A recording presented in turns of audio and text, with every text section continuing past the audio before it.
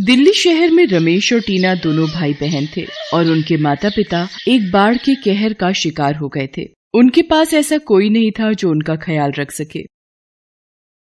एक दिन वो दोनों खाने की तलाश में एक गली से दूसरी गली भटकते रहते थे। रमेश अपनी बहन टीना से बोलता है, दीदी मुझे बहुत भूख लगी है, आज सुबह से कुछ खाने को नहीं मिला है, मुझसे और भूख बर्दाश्त नहीं हो रही। रमेश बस थोड़ा और इंतजार कर, हमें कुछ खाने को मिल ही जाएगा, तू चिंता मत कर, चल हम दूसरी गली में चलकर देखते हैं। दूसरी गली के बाहर एक गेट लगा हुआ था, उसके पास ही एक चौकीदार बैठा हुआ था। रमेश और टीना गली के अंदर जा ही रहे थे, तभी उन दोनों को वहां बैठा चौकीदार रोकता है। अरे अरे कहाँ जा रहे हो? हैं? चलो निकलो यहाँ से, चलो। अंकल हमने सुबह से कुछ नहीं खाया है, हमें अंदर जाने दो, क्या पता कोई हमें खाना दे दे। अरे यहाँ भीख मांगना मना है, चलो चलो जाओ यहाँ से। दोनों बच्चे उदास होकर वहां से चले जाते हैं। तभी वो दोनों बच्चे चलते चलते एक घर के बाहर पहुंचते हैं। वहां एक महिला थी। माताजी कुछ खाने के लिए दे दो ना, बहुत भूख लगी है, मेरे भाई ने कल से कुछ नहीं खाया है। चलो चलो भागो यहाँ से, पता नहीं कहाँ कहाँ से आ जाते हैं, इनका तो काम ही यही है। वो औरत भी उन दोनों को कुछ नहीं देती और अपने घर से भगा देती है। रमेश भूख से बेहाल हो रहा था, सुबह से चल चल कर थक गया था। चलते चलते वो दोनों एक बड़े से घर के सामने आकर रुक जाते हैं और आवाज लगाते हैं, सुनिए कोई हमें खाना खिला दो, सुनिए घर में कोई है क्या, क्या कोई हमें खाना दे सकता है, हमने कल से कुछ नहीं खाया है। तभी उनकी आवाज सुनकर एक लड़की घर से बाहर आती है। अरे कौन हो तुम और ऐसे भीख क्यों मांग रहे हो, तुम्हारे माता पिता कहाँ हैं? उस लड़की की बात सुनकर दोनों बच्चे उदास हो जाते हैं। हमारे माता पिता नहीं रहे, हम दोनों अकेले हैं, इसलिए हम भीख मांग रहे हैं। क्या हुआ आपके माता पिता को? हमारे गांव में 2 दिनों से बहुत तेज बारिश हो रही थी और पास ही बने बांध में पानी का स्तर भी बहुत बढ़ गया था। इसी कारण मेरे पिता ने मेरी माता से कहा था, सरला हमें जल्दी ही इस गांव से निकलना होगा, पानी का स्तर बहुत तेजी से बढ़ रहा है। मैंने सारा सामान बांध लिया है, हमें अब यहाँ से निकलना चाहिए। टीना बेटा तुम अपने पिताजी के पास जाओ, रमेश को मैं उठा लूंगी। सभी गांव वाले अपने अपने घर छोड़कर जाने लगे थे। पानी का स्तर बहुत तेजी से बढ़ रहा था। मोहन और सरला अपने बच्चों को लिए आगे बढ़ रहे थे। तभी उनके पास एक बोट आती है। देखिए अभी बोट में बैठने के लिए कोई जगह नहीं है, आप दूसरी बोट का इंतजार करिए, ठीक है? पानी का स्तर बहुत बढ़ गया है साहब, आप हमारे बच्चों को ही बस बैठा लीजिए। वो सिर्फ हम दोनों को ही बोट में बिठा लेते हैं, हमारे माता पिता वहीं रह जाते हैं और हमारी बोट जैसे ही आगे बढ़ती है दूसरी ओर गांव में बना हुआ बांध टूट जाता है और पानी का सैलाब सबको अपने साथ बहा कर ले जाता है। उसी बाढ़ में हमारे माता पिता भी बह गए थे। अभी हमारे पास ना तो घर है और ना ही खाने के लिए खाना। अच्छा तुम दोनों यहीं रुको, मैं तुम्हारे लिए कुछ खाने के लिए लाती हूँ। ये कहकर वो लड़की घर की ओर खाना लेने चली जाती है। रमेश और टीना वहीं घर के बाहर बैठकर उस लड़की के आने का इंतजार करते हैं और तभी उस घर में एक गाड़ी आती है और उस गाड़ी में से एक महिला बाहर निकलती है और जैसे ही वो रमेश और टीना को देखती है वो गुस्से में तुरंत ही चिल्लाते हुए बोलती है, कौन हो तुम और यहाँ मेरे घर के आगे क्यों बैठे हो, निकलो यहाँ से, पता नहीं कहाँ कहाँ से आ जाते हैं। वो महिला बहुत ही अमीर और घमंडी थी। जी हमें भूख लगी है, वो दीदी हमारे लिए खाना लेने के लिए अंदर गई है। ये काव्या भी पता नहीं किस किस को बिठा लेती है, तुम दोनों उठो और भागो यहाँ से जल्दी से। वो औरत रमेश और टीना की कोई बात नहीं सुनती और उन्हें वहाँ से भगा देती है। तभी वो लड़की काव्या खाना लेकर घर से बाहर आती है और वो देखती है कि वो दोनों बच्चे तो वहाँ हैं ही नहीं। अरे वो दोनों बच्चे कहाँ चले गए? तो फिर वो अपनी माँ को देखती है। काव्या अपनी माँ से पूछती है, माँ भी इधर 2 बच्चे थे, वो दोनों कहाँ गए? क्या आपने उनको देखा है? बेचारे 2 दिन से भूखे थे, उनको बहुत भूख लगी थी, मैंने तो उन्हें यहीं बैठने को कहा था, पता नहीं कहाँ चले गए। मैंने उन दोनों को यहाँ से भगा दिया। तो ऐसे किसी की भी बातों में मत आया कर, तुम्हें ये कितनी बार समझाया है, ये सिर्फ गरीब दिखते हैं लेकिन ये बहुत चालाक होते हैं, मौका मिलते ही चोरी करके रफू चक्कर हो जाते हैं। माँ वो दोनों बहुत अच्छे थे, उन बच्चों के माता पिता बाढ़ में बह गए थे, अब उनका कोई नहीं है, इसीलिए वो भीख मांगकर अपना गुजारा कर रहे हैं। काव्या की माँ उसकी बात नहीं सुनती और वो दोनों घर के अंदर चले जाते हैं। काव्या भी अपने कमरे में चली जाती है, लेकिन अभी भी काव्या उन बच्चों के बारे में सोचती रहती है। पता नहीं उन बच्चों को कहीं खाना मिला होगा भी या नहीं। और काव्या भगवान गणेश जी से प्रार्थना करती है, हे गणेश जी, जैसे आप मेरा साथ देते हो वैसे ही उन बच्चों पर भी अपनी कृपा करना। और दूसरी तरफ रमेश और टीना खाने के लिए दर दर भटक रहे थे। दीदी मैं बहुत थक गया हूँ, चलो ना कहीं हम बैठ जाते हैं। ठीक है रमेश, अगर कोई पेड़ दिखेगा तो हम इस पेड़ के नीचे बैठकर थोड़ी देर आराम कर लेंगे। ये कहकर वो थोड़ी दूर आगे बढ़ते हैं। तभी उन्हें एक पेड़ दिख जाता है और वो दोनों उस पेड़ के नीचे बैठ जाते हैं। दीदी हमें कोई भी खाना नहीं देगा तो हम ऐसे ही भूखे मर जाएंगे। रमेश तू यहीं आराम कर, मैं उस मंदिर के पास जाकर देखती हूँ। ये कहकर टीना मंदिर की तरफ जाती है। तभी उसे रास्ते में एक औरत मिलती है। वो एक फूल वाली थी। उसके ठेले का पहिया एक गड्ढे में फंस गया था। टीना उसके पास जाती है। क्या मैं आपकी मदद करूं?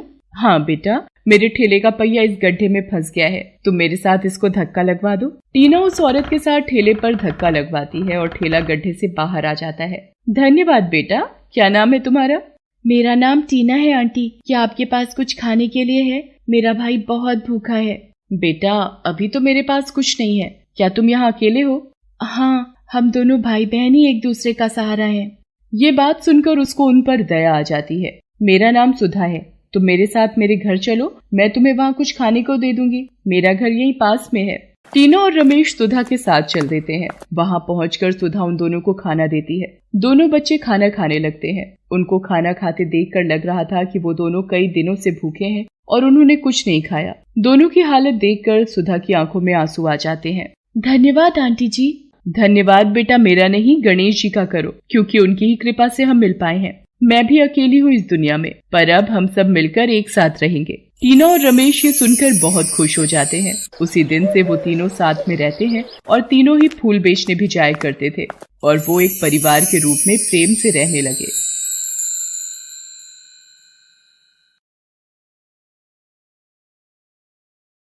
इस दुनिया में न जाने कितने ऐसे लोग हैं जो गरीबी से लड़ते हुए अपने परिवार का पेट पालने के लिए पूरा जीवन मेहनत करते हैं। लेकिन इंसान में अगर शिद्दत हो तो उसका हर सपना जरूर पूरा होता है। मालती और उसकी बेटी प्रीति की ये कहानी भी यही बताती है। मालती की शादी राजेश के साथ हुई थी। दोनों खुशी से रह रहे थे। एक दिन मालती राजेश से कहती है, सुनिए जी, कल अपनी प्रीति 1 साल की हो जाएगी। उसका पहला जन्मदिन है कल। अरे हाँ, अच्छा हुआ जो तुमने याद दिला दिया, मैं तो भूल ही गया था। शाम को चलेंगे बाजार, कुछ अच्छा सा खरीद लेना उसके लिए। अच्छा तो मैं चलता हूँ, खेत जाने के लिए देर हो रही है। जी ठीक है। राजेश खेत के लिए निकल जाता है। वो मन ही मन बहुत खुश था। अपनी बेटी प्रीति का जन्मदिन वो अच्छे से मनाना चाहता था, मगर भगवान को तो कुछ और ही मंजूर था। उसी दिन खेत में काम करते वक्त एक जहरीले सांप ने राजेश को काट लिया। जहर की वजह से राजेश ने अपने खेत में ही दम तोड़ दिया। मालती के लिए ये बहुत बड़ा झटका था। 1 साल की छोटी सी प्रीति की पूरी जिम्मेदारी अब मालती पर आ गई थी। मालती को जब कोई रास्ता नजर नहीं आया तो भगवान के सामने हाथ जोड़कर बोली, हे भगवान, ये क्या किया आपने? अब हम किसके सहारे जिएंगे? मैं कैसे अपनी बच्ची को पालूंगी? भगवान कैसे? मालती भगवान से सवाल तो पूछ रही थी, मगर वो जानती थी कि इन सवालों के जवाब उसे खुद ही ढूंढने थे। उसने हिम्मत नहीं हारी और काम की तलाश में वो प्रीति को लेकर शहर आ गई। शाम होने को थी। तभी उसने एक लंबी सी गाड़ी को अपनी तरफ आते देखा। फिर अचानक वो गाड़ी एक बंगले की तरफ मुड़ गई। बंगले का गेट गाड़ी के लिए खोल दिया गया। मालती ने झांक कर देखा तो बंगला काफी बड़ा था। मालती को एक उम्मीद मिली। काम और आसरे की उम्मीद लिए मालती गाड़ी के पीछे पीछे बंगले के अंदर चल दी। उसने देखा कि गाड़ी से पहले एक पुलिस का जवान उतरा। फिर उसने कार के पीछे का दरवाजा खोला तो उसमें से एक रौबदार महिला उतरी। तभी पुलिस के जवान की नजर मालती पर पड़ गई। उसने गुस्से से पूछा, ए, कौन है तू? कहाँ घुसी चली आ रही है? जवान की डांट सुनकर मालती घबरा गई और वो वापस जाने लगी। तभी उस महिला ने मालती को आवाज लगाई और कहा, सुनो, रुको, इधर आओ, क्या नाम है तुम्हारा? जी मेरा नाम मालती है। मैं तो बस कुछ काम ढूंढ रही थी। आपके बंगले में नौकरी मिल सकती है जी? हाँ, क्यों नहीं। मैं कल ही इस बंगले में शिफ्ट हुई हूँ, तो घर का काम करने के लिए कोई तो चाहिए होगा। आओ मेरे साथ आओ। वैसे मेरा नाम सुहासिनी है। सुहासिनी ने पुलिस के जवान से सर्वेंट क्वार्टर का ताला खोलने के लिए कहा और फिर मालती से कहा, ठीक है मालती, तुम यहाँ रह सकती हो, लेकिन रुको, ये प्यारी सी गुड़िया कौन है तुम्हारी गोद में? क्या नाम है इसका? जी ये मेरी बेटी है, प्रीति। ओले मेरी गुड़िया, आप तो बड़े प्याले हो। सुहासिनी का इतना अच्छा बर्ताव देखकर मालती की आंखें भर आई। उसने सुहासिनी से कहा, मेम साहब, भगवान करे आप और बड़ी अफसर हो जाओ। मालती की बात सुनकर सुहासिनी मुस्कुराई। पास ही खड़ा जवान जोर से हंसने लगा और मालती से बोला, बड़ी अफसर मतलब? मैडम इस जिले की कलेक्टर हैं, IAS सुहासिनी पांडे। उनसे बड़ा कोई नहीं यहाँ। जवान की बात सुनकर मालती दंग रह गई। कलेक्टर होने के बावजूद इतनी सादगी, घमंड का नामो निशान नहीं था सुहासिनी में। अब तो मालती के दिल में सुहासिनी के लिए इज्जत और बढ़ गई। धीरे धीरे वक्त बीतता गया। मालती सुहासिनी के बंगले का पूरा ख्याल रखती, घर का सारा काम करती और साथ ही वो अपनी बेटी प्रीति का भी अच्छे से ख्याल रख पा रही थी। सुहासिनी भी मालती के काम से बहुत खुश थी। एक दिन जब सुहासिनी प्रीति के साथ खेल रही थी, तब मालती ने बड़ी हिम्मत करके उससे पूछा, मेम साहब, एक बात पूछूं, आपने अब तक शादी क्यों नहीं की? हाँ, मैंने जिससे शादी करनी चाहिए वो किसी और का हो गया, तो बस अब ऐसे ही जिंदगी गुजार रही हूँ लेकिन खुश हूँ। आंखों में नमी लिए सुहासिनी हल्का सा मुस्कुराई और वहां से चली गई। मालती ने तय किया कि वो दोबारा कभी इस बारे में सुहासिनी से बात नहीं करेगी और उसका दिल नहीं दुखाएगी। एक दिन सुहासिनी जब ऑफिस से लौटी तो उसके हाथ में कुछ खिलौने और पेंसिल कॉपी थी। सुहासिनी ने आवाज लगाई, अरे प्रीति, कहाँ है मेरी गुड़िया? देखो तो आंटी आपके लिए क्या लाई हैं। सुहासिनी प्रीति से बहुत प्यार करने लगी थी। प्रीति भी सुहासिनी की आवाज सुनते ही सब कुछ छोड़कर उसकी तरफ भागी चली आई। प्रीति नए खिलौनों और पेंसिल कॉपी को देखकर बहुत खुश हुई। सुहासिनी ने देखा कि प्रीति ने सारे खिलौने एक तरफ रख दिए और पेंसिल पकड़कर कॉपी में आड़ी तिरछी लाइन बनाने लगी। उसे ऐसा करता देख सुहासिनी को बहुत अच्छा लगा और मालती से बोली, लो मालती, देख लो, तुम्हारी राजकुमारी ने खिलौने छोड़कर पेंसिल पकड़ ली है। मालती, तुम बिल्कुल परेशान मत होना। मैं वादा करती हूँ कि प्रीति जहाँ चाहेगी और जब तक चाहेगी मैं पढ़ाऊंगी इसे। इसकी पढ़ाई लिखाई की सारी जिम्मेदारी मेरी। ये कहकर सुहासिनी वहां से चली गई और मालती उसे कुछ कह ही नहीं पाई। उसके लिए तो सुहासिनी भगवान का रूप लेकर आई थी। धीरे धीरे वक्त गुजरता गया और प्रीति बड़ी होने लगी। सुहासिनी उसकी पढ़ाई का सारा खर्च उठा रही थी। इसके अलावा जब भी उसे वक्त मिलता वो खुद भी उसे पढ़ाती। देखते ही देखते प्रीति ने पहले 12वीं में टॉप किया और फिर कॉलेज में भी। लेकिन उस दिन की बात ही कुछ अलग थी। सुहासिनी की गाइडेंस में प्रीति ने यूपीएससी की परीक्षा बहुत अच्छी रैंक के साथ पास कर ली थी। रिजल्ट आने के बाद प्रीति की खुशी का ठिकाना नहीं था। आंटी, आंटी, माँ, कहाँ हो आप दोनों जल्दी आओ। तभी दरवाजे के पीछे से मालती और सुहासिनी दोनों अपने हाथों में मिठाई लिए प्रीति के पास आए। तुमने यूपीएससी क्रैक कर दिया ना, तो क्या ये बात मुझे नहीं पता चलेगी? मेरी गुड़िया रानी, I am proud of you. Malti की आंखों में आंसू थे। उसे मिठाई खिलाई और फिर सुहासिनी के पैरों में गिर पड़ी। मेम साहब, मैं कैसे आपको शुक्रिया अदा करूं? आप भगवान हो हमारे लिए। आज के जमाने में इतना कौन सोचता है किसी के लिए। तुम मेरी अपनी हो मालती, और गुड़िया तो है ही मेरी बेटी। चलो अब एक काम करो, जल्दी से तुम दोनों तैयार हो जाओ, तुम दोनों के लिए एक सरप्राइज है। सुहासिनी मालती और प्रीति को कार में बैठाकर निकल पड़ती है। रास्ते में प्रीति सुहासिनी से पूछती है, हम कहाँ जा रहे हैं आंटी? आज मैं तुम्हें अपना असली घर दिखाने ले जा रही हूँ। अच्छा, सच्ची? आज तक तो आपने कभी इस बारे में कुछ नहीं बताया। सुहासिनी मुस्कुरा देती है और कुछ नहीं कहती। थोड़ी ही देर बाद कार एक बड़े से बंगले के सामने पहुंच जाती है। वो तीनों कार से उतरते हैं। मालती और प्रीति बंगला देखकर हैरान रह जाते हैं। उस बंगले में सिर्फ एक बुजुर्ग महिला रहती थी, जिन्हें देखते ही सुहासिनी का चेहरा खिल उठा। वो खुशी से बोली, माँ, कैसी हैं आप? मैं अच्छी हूँ बेटा, तुम कैसी हो? इस बार बड़े दिन लगा दिए आने में। हाँ माँ, एक जरूरी काम में लगी थी। सभी लोगों ने मिलकर खाना खाया और थोड़ी देर रुकने के बाद वहां से जाने लगे। सुहासिनी ने बुजुर्ग महिला के कान में कुछ कहा, जिसके बाद उन्होंने प्रीति के सिर पर हाथ रखकर उसे आशीर्वाद दिया। फिर तीनों उस बंगले से बाहर आ गए। कार में प्रीति ने सुहासिनी से पूछा, आपकी मम्मी कितनी अच्छी है आंटी, और आपने कभी बताया नहीं कि आपका असली घर इतना बड़ा है। सुहासिनी ने प्रीति की बात का कोई जवाब नहीं दिया। जब कार बंगले से बाहर निकली तो प्रीति ने गौर किया कि बंगले के बाहर लगी नेम प्लेट पर लिखा था तृप्ति सिंह और नीचे लिखा था रिटायर्ड आईएएस। प्रीति ने नेम प्लेट पढ़ते ही सुहासिनी से पूछा, आपकी मम्मी भी आईएएस ऑफिसर थी आंटी, आपने बताया क्यों नहीं आज तक?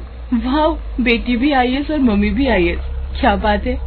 सुहासिनी खामोश थी और मालती हैरान, उसकी समझ में कुछ नहीं आ रहा था। कुछ देर बाद सुहासिनी ने कार को एक गांव के पास रुकवाया और एक टूटी फूटी झोपड़ी की तरफ इशारा करते हुए कहा, प्रीति, वो है मेरा असली घर। यहाँ मैं अपनी माँ के साथ रहती थी। मेरे बाबा मेरी माँ और मुझे छोड़कर चले गए और मेरी माँ मुझे लेकर शहर आ गई। तृप्ति मैडम ने हमें खाना दिया, सहारा दिया और मुझे पढ़ाया लिखाया। मेरी माँ की मौत के बाद भी उन्होंने मेरा ख्याल रखा, तभी से मैं उन्हें माँ कहकर पुकारती हूँ। उन्होंने मुझे पढ़ा लिखा कर काबिल बनाया। मुझे अच्छे से याद है जब मैं कलेक्टर बनकर उनके पास गई तो उन्होंने मुझसे कहा था, सुहासिनी बेटा, तुमने मेरी मेहनत सफल कर दी, मुझे तुम पर बहुत गर्व है, लेकिन तुम्हें यहीं नहीं रुकना है। अब भी कई ऐसी बेटियां हैं जिनके सपने अधूरे ही रह जाते हैं और एक कलेक्टर होने के नाते अब से तुम्हारा हर काम समाज की भलाई के लिए होना चाहिए। उनकी वो सीख मैंने हमेशा याद रखी और हमेशा ये कोशिश की कि कभी किसी बेटी के सपने अधूरे ना रहें। मुझे पूरी उम्मीद है कि तुम भी अपने जीवन में हमेशा ये सीख याद रखोगी बेटा। जी आंटी। नहीं माँ, मैं हमेशा आपकी बात याद रखूंगी माँ। मालती और प्रीति की आंखों में आंसू थे और मन में सुहासिनी के लिए बहुत इज्जत। तो वहीं सुहासिनी के चेहरे पर सुकून था, मानो एक बहुत बड़ी जिम्मेदारी पूरी कर दी थी उसने। हेलो दोस्तों, कैसे हैं आप सब? हमारी कहानियां देखने के लिए हमारे चैनल को सब्सक्राइब कीजिए और हाँ, बेल आइकॉन पर क्लिक करना मत भूलिएगा।